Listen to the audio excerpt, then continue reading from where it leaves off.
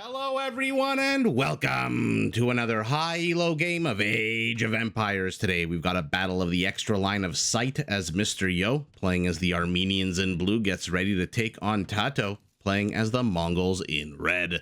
Now while the players herd their herdables, explore their immediate surroundings and try to get their butts up to Feudal Age ASAP, let's take a look at the Civ matchup that we are going to be watching today.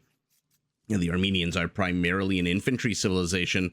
To start with, all of their infantry come with extra line of sight, and almost all of them are available in Age earlier, which means Armenians have access to spearmen in the Dark Age, long swordsmen and pikemen in Feudal, and in Castle Age, two-handed swordsmen, champions, and even halberdiers.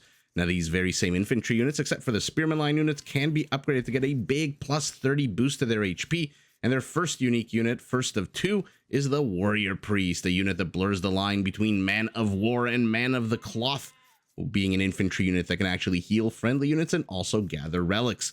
Now, to support their slower bipedal army on the battlefield, the Armenians can field a second unique unit, the Composite Bowman. This is a foot archer whose attack ignores the armor of all land units with the exception of siege. Now, in order for the Armenians to get their military-industrial complex up and running as fast as possible, their first fortified church does come with a free relic inside. Their mule carts are 25% cheaper, and their mule cart technologies are 40% more effective, which means more productive Armenian miners and lumberjacks. Let's take a look at the Mongols on the top right of our screen, a cavalry-centric civilization we have actually been seeing quite a lot of recently.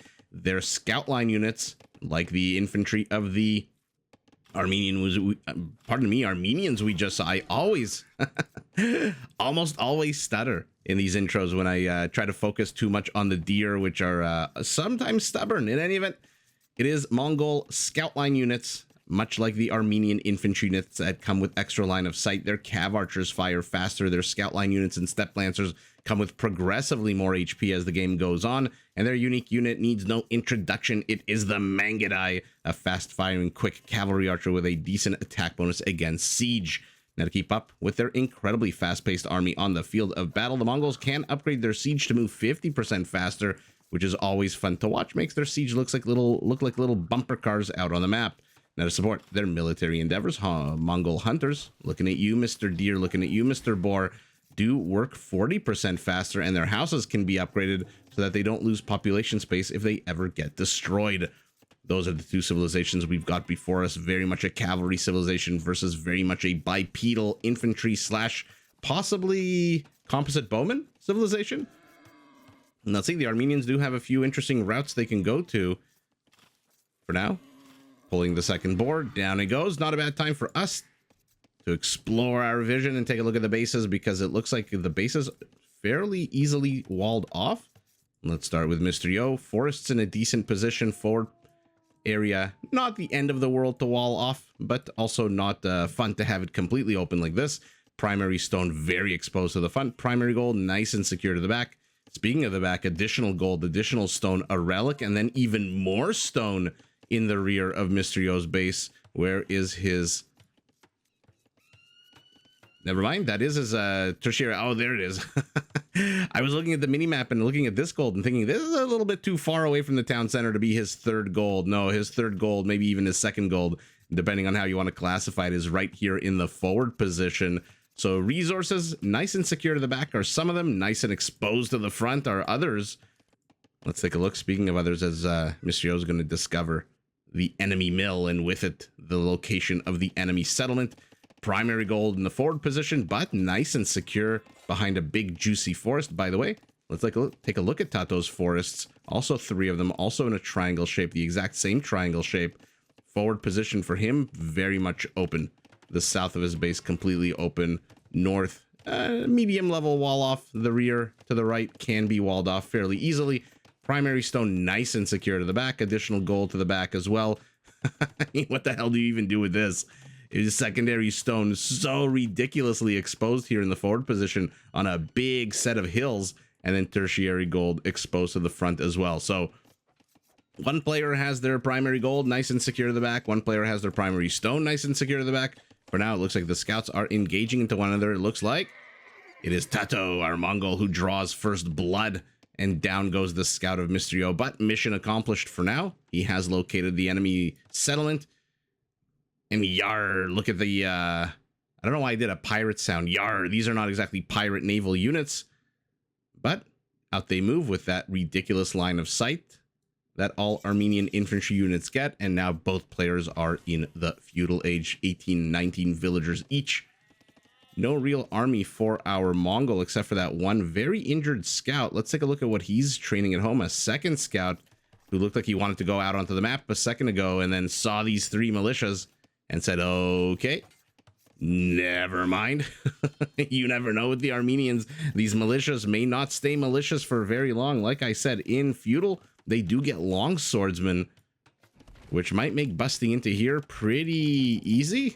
Although, as cool as it does sound on paper to say things like, you know, you have champions in the Castle Age and you have halberdiers in the Castle Age. Oh, what you have is perhaps a pet militia.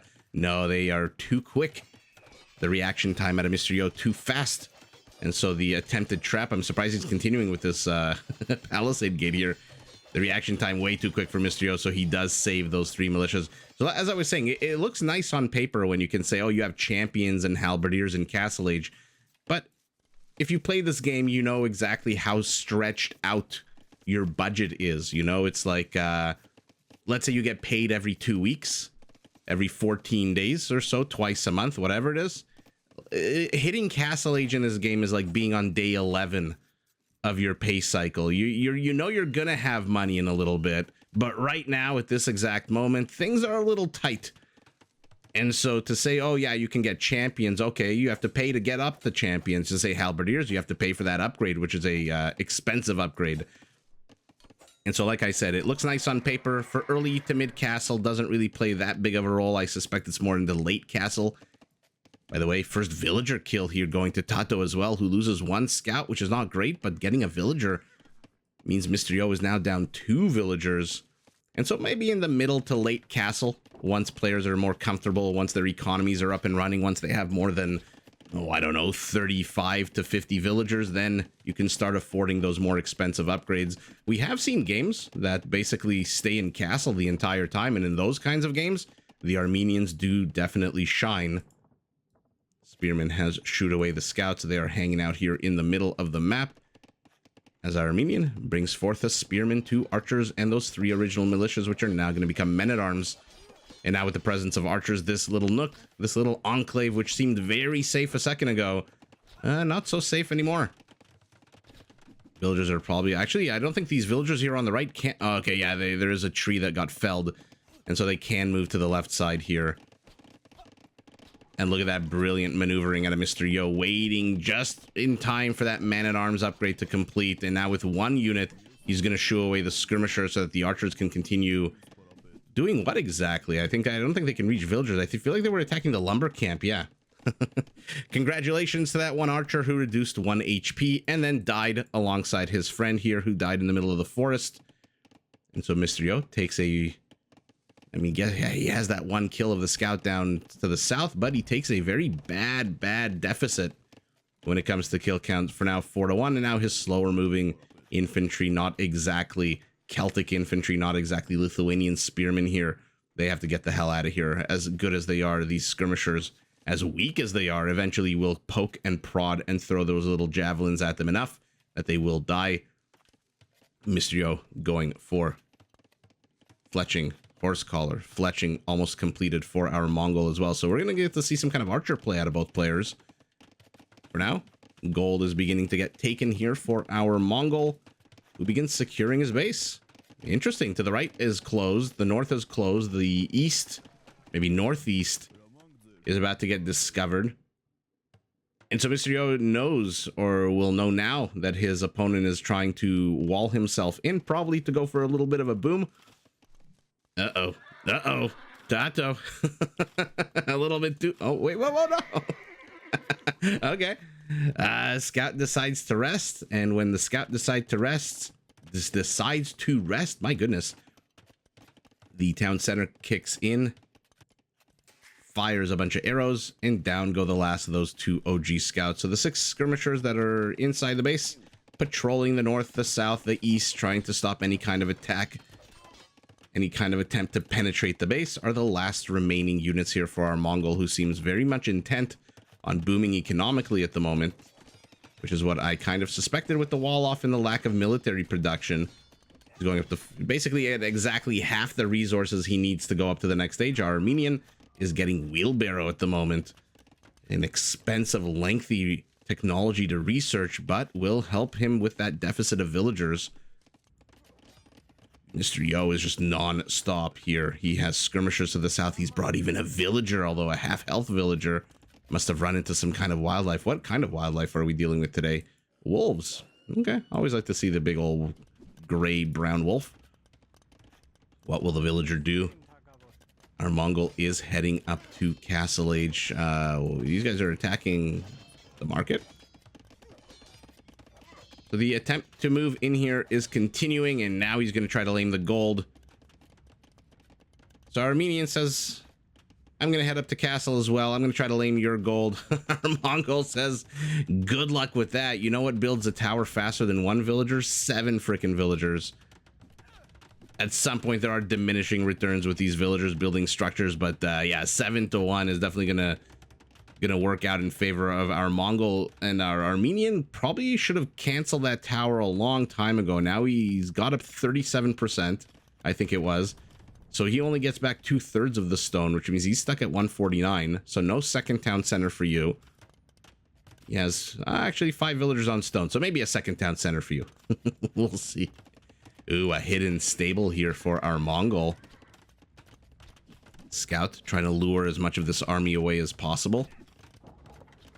Still 47 seconds away. Mysterio's not too far behind. He's getting the pikeman upgrade while in Feudal Age. Pikeman upgrade not exactly the most expensive. I think it's about 300 resources if I'm not mistaken. Spearman chases a scout. Skirmishers zoning out skirmishers. One man-at-arms with no upgrades whatsoever is attacking to here. And this is an interesting location for a tower. Not really going to lame the gold, except the southern pile, which I guess TaToH can just maneuver around. But it will help breaking into the base. But our Mongol does see pikeman must be happy, because I saw that elite skirmisher upgrade being researched a second ago. Cancels it. Instead, he's going for step lancers. They are going to shred these skirmishers to pieces. The only problem for the step lancer is because he's a ranged melee unit. If not microed properly, the skirmishers can actually attack into him. Skirmishers have 1 minimum range, and so, for example, if you attack a skirmisher with a knight, there's literally nothing the skirmisher can do to stop the knight. But the step lancer, if you just right click on this skirmisher, will stay 1 tile away, which allows the skirmisher to keep firing. Now, obviously, a skirmisher is not going to kill a step lancer, but when you've got, what is a 7 to 1, he might. Especially with some tower support. That being said, if you micro this, the step lancer and right click into the dead space, which TaToH doesn't look like he's doing, you see how he's attacking 1 tile away? Oh, at least get the last one before you run away. And there is the first fortified church for our Armenian, coming with that free relic. There are now 6 relics out on the map. And what that does is every relic that's inside the fortified church adds 1 arrow of fire. Looks like that one step lancer. I'm not sure why I'm having such a difficult time saying the word step lancer. Looked like he was moonwalking there.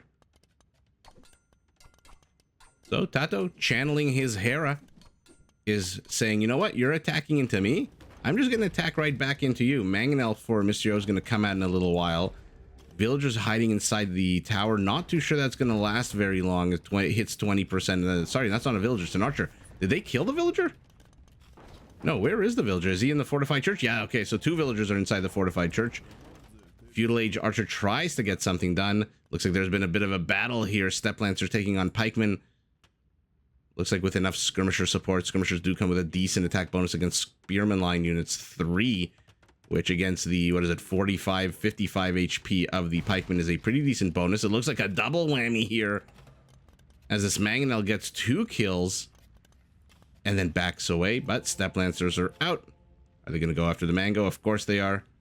So, for example, a Korean Mangonel could actually have fired on those step lancers with their 1 minimum range instead of 3. Not too sure why I mentioned the Koreans. I don't need any excuse to mention the Koreans. I love their Mangonel line units. 10 maximum range is ridiculous. 1 minimum range is ridiculous. Trying to bust into here with no army to support is kind of ridiculous. Okay, Mr. Yo's playing defense at home. He's playing offense abroad. Will he be able to off the back of 10 fewer villagers than his opponent? His army count is now lower. He is housed and just now starting to plop down housing. Oh no. So he's going to be housed for a little while here as Mr. Yo. Right at the moment when he needs to ramp up military production, he is stuck with what he has. Down goes... Oh, one more. Oh, catches it with that blast radius. And down it goes. Step Lancers activate. They are on the high ground, which means these pikemen are going to absolutely get wrecked. And this is what I'm talking about. Early to mid Castle Age. Does Mr. Yo really have the resources to go champions? Does he really have the resources to go halberdiers? Again, a super cool feature on paper. In practice, I'm not too sure how it all shakes out. Like I said, if we're going to be in Castle for the next, I don't know, 15 minutes, in-game minutes, 10 minutes or so, then definitely. Now it's Mr. Yo's turn to lose mangonels as this fortified church is getting pressed into. He is repairing it. Now we've got some light cavalry units. Oh, they're going straight for the monks, Mr. Yo. Oh, of course he pays attention. Will they get him? No. Oh, one of them escapes just with one more attack left. Oh, mangonel pops out of the worst time. Oh my god, Mr. Yo's being so annoying. He's popping out the monks so that the light cavalry have to ping pong between the monks and the mangonel. Unfortunately for him, because he's housed, because he was housed, he doesn't have enough units here. That would have been such an epic play out of Mr. Yo if he had a few more monks. Oh, a monk, the last one dies here. That would have been an absolutely epic play. It looks like Mr. Yo's base is also being ransacked at the worst possible time. So he was housed. He's down 5-6 villagers. Looks like they were attacking the donkey cart there for a second, but no, they were attacking the villager. And now there's a Mongol army inside the base, but how effective is this Mongol army really going to be? They can't really engage into this gold patch. They can't really engage into most of this farming community. And down here, there's really nothing. So these 3 town centers are pretty safe, and I think TaToH realizes that. Now he's trying to break the hell out of here. No! Oh, he must be microing at home. He must be microing at home. Oh, that's so sour. And now the last of the skirmishers are going to die as well. There must be something going on at home, or TaToH just doesn't give a shit and says, you know what, I'm building another army. I've got Mongol cavalry en route. Its HP is absolutely abysmal. No, I don't think he was microing anything back here. Although, if he was, we'll have seen it in picture. 3 town centers to 3. A very defensive castle out of Mr. Yo. I love the high ground location. And now Mr. Yo's in even more trouble. This is not a skirmisher and a few half-dead step lancers. This is a lot of light cavalry unit. What's their armor like? No armor upgrades, no attack upgrades. So TaToH going pure quantity here. But there are enough pikemen to at least make him a little wary. Oh, he's entering into a bit of a nook. He's got to be careful. He's got to be real careful. Mr. Yo's primary gold, by the way, as secure as I thought it was, is not getting mined at all. He has gone for the one off campus instead. Pikemen for... Oh, this is what I'm talking about. You got to be so careful. Although Mr. Yo looks like he blocked one of his own units out. TaToH says, you know what? I'm just going to suicide my units. I'm going to try to get as much damage as I can, or maybe not. Maybe he just right-clicks this part of the map and runs through a town center. Town center gets 4 kills now. And pikemen should be able to clear up the rest. Step Lancers, where the heck are you going? Sacrifices 1. Why can't I click on it? There it is. And now the last for the second time. Mongol army inside the Armenian base has been taken care of. And we are seeing composite bowmen. Or as our American friends would say, composite bowmen. Back home, our Mongol's got a castle of his own. Still has a villager lead. This time it is 9, but army count slowly starting to go for our Armenian, who's doubling down on the ranged units with ballistics. Uh-oh. He's going to discover very quickly that the composite bowmen do not ignore the armor of a mangonel, although the mangonel is going to discover very quickly that it has a minimum range. Scuffle here in the middle of the map. Very reminiscent of Feudal Age with the individual units being streamed across. Mangonel down, another light cavalry unit down. So not the greatest of trades here for our Mongol, who has Mangudai out. Let's see how well these Mangudai can do. He is also getting ballistics, also getting handcart. Interestingly, neither player has really stepped foot out onto the map. Both of them with very defensive castles. Of course, right as I say that, a couple of units from blue die. And no, I was going to say, right as I say that, of course, a forward siege workshop gets placed, but that got canceled immediately, and a fourth town center takes its place. Are there any villagers moving forward here? We got warrior priests out as well. Remember, for as cool as this unit is, it still does have monk armor, which means that the light cavalry unit will be able to kill it fairly quickly with that decent attack bonus that it has against monk armor. What are you? Speaking of monks, one relic apiece. It is our Mongol who will have two. Has 2 to 1. Has Mr. Yo seen? Oh, he hasn't explored. Look at that. He hasn't explored the northeastern region of the map where the last 2 relics actually are. Has our Mongol seen? He also hasn't seen. Okay. So neither player really exploring the periphery of the map where the last 2 relics are located. We'll see if anyone manages to get villager. Amazing reaction time out of Mr. Yo. Garrisons the villager inside the TC, and yet again we have a situation where one player is pushing in while the other player pushes in. It looks like the Mongol base is just a little bit more exposed here with this little isthmus of land that our Armenian can traverse on, but he might regret traversing here. Or the upgrades on the composites. On the compies. +2 attack, no armor whatsoever.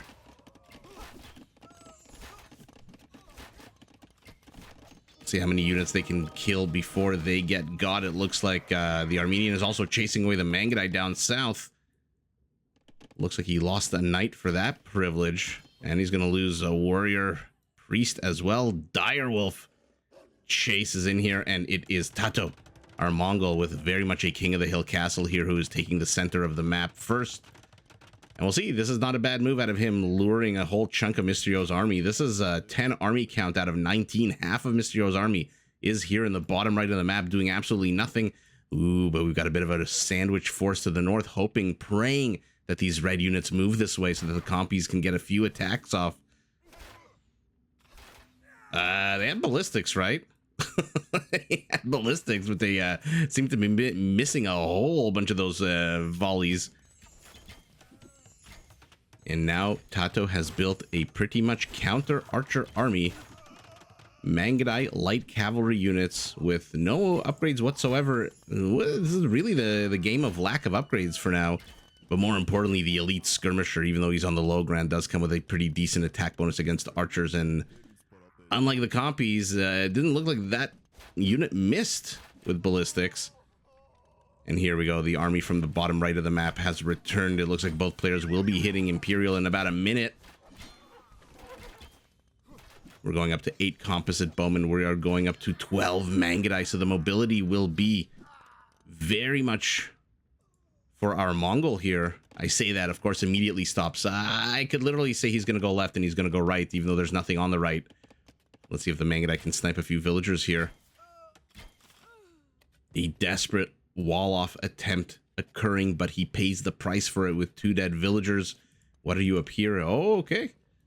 There we go. He's discovered the relic. It looks like the relic here has been taken, I'm assuming, by Mr. Yo. Yep.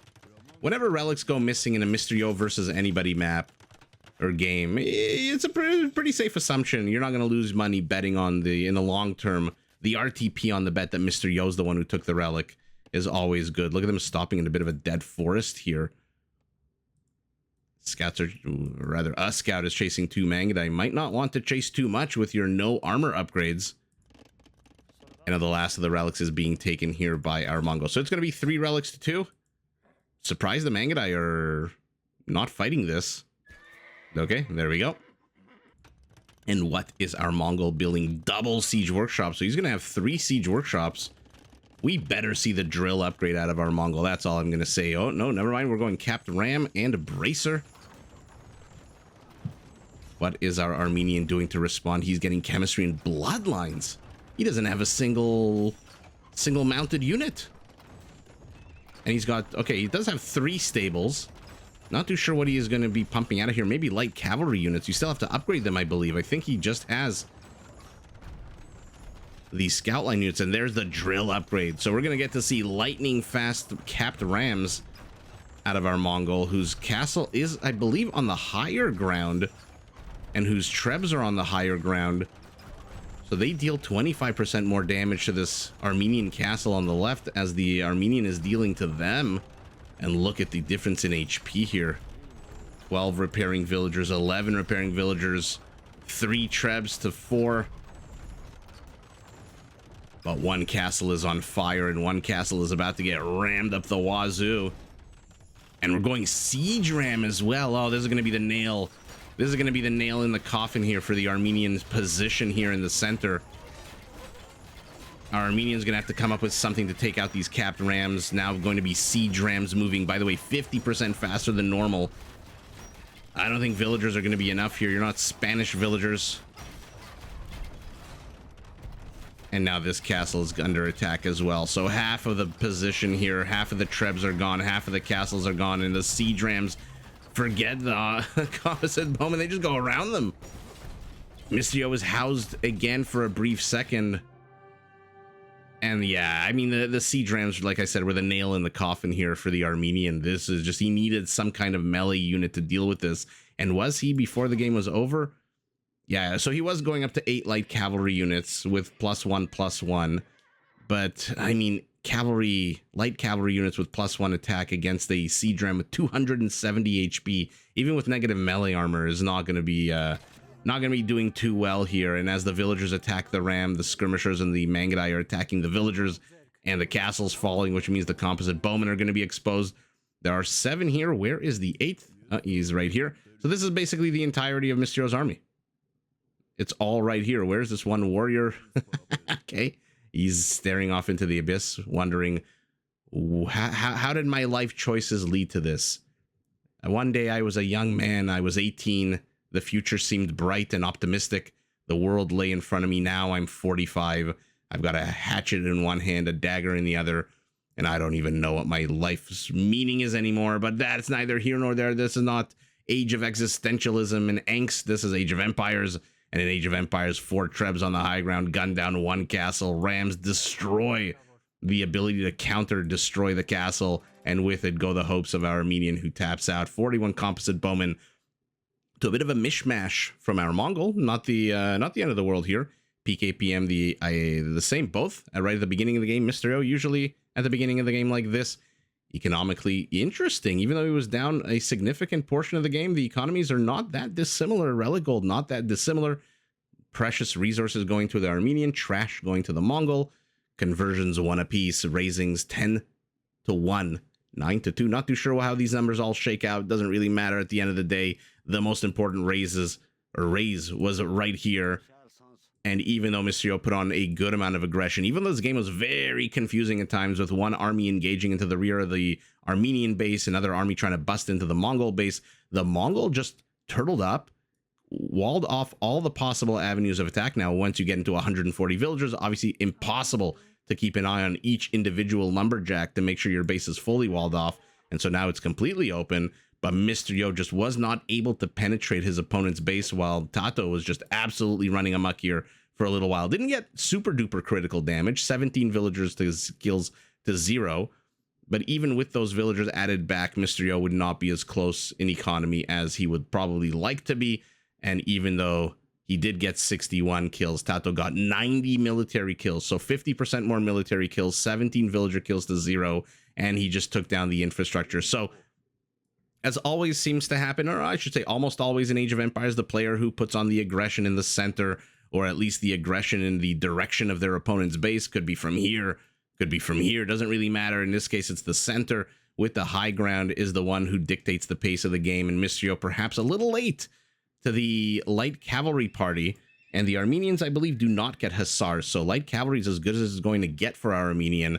And even light cavalry, I mean, these aren't exactly Fur Celtica siege rams with, 378 or something HP, or something ridiculous like that, or 400 something HP. I forget exactly how much HP a Celtic fully upgraded siege ram has, but they still have 270 HP, and you don't have a single melee unit with the exception of villagers who are melee unit with a little m. They're not going to really do very much damage with a 3 and then -3. So they do 6 damage which is not going to be quick enough to stop the Mangudai and the skirmishers from sniping them.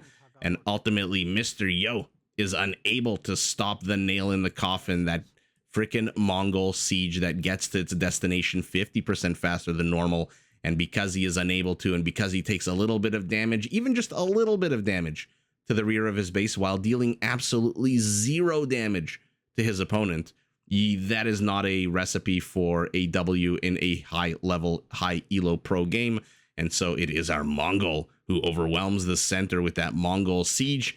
And unfortunately, as cool as they are, the composite bowmen just didn't deliver this game. And because they didn't, Mr. Yo lives to fight another day, decides to tap out. And it is TaToH, our Mongol in red, who takes the W. But GG in a very fun back and forth to both players.